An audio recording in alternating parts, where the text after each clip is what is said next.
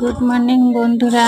একটা চন্দ্রমল্লিকার ভিডিও ছেড়েছিলাম, ওটা একটু এডিটিংয়ের একটু প্রবলেম হয়ে গেছিলো, দুবার করে রিপিট হয়ে গেছিলো। এই যে আমি দেখুন চন্দ্রমল্লিকা কাটিং করে আজকে চারা করব, আমার হাজবেন্ডই করছে।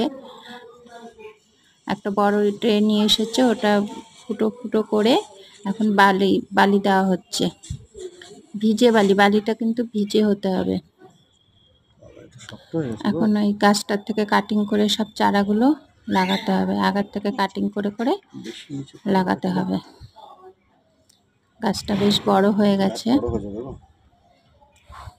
ঠিক আছে। সব কটা আগা কেটে নেব।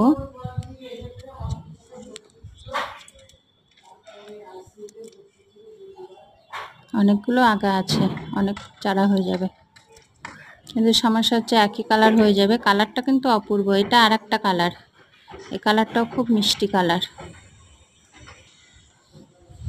এখন এই মেডিসিনটাই দিয়ে সব এগুলো লাগাতে হবে। মেডিসিনটা দেখো, অ্যারোডিক্স, এটা খুব ভালো, যে কোনো গাছের ক্ষেত্রেই ভালো। কাটিং করে আপনারা যদি লাগাতে চান, এটা একটু লাগিয়ে নিয়ে লাগাতে পারলে ভীষণ উপকারে, ফাঙ্গাস ধরবে না। বাহ, অনেক চারা হয়ে যাবে।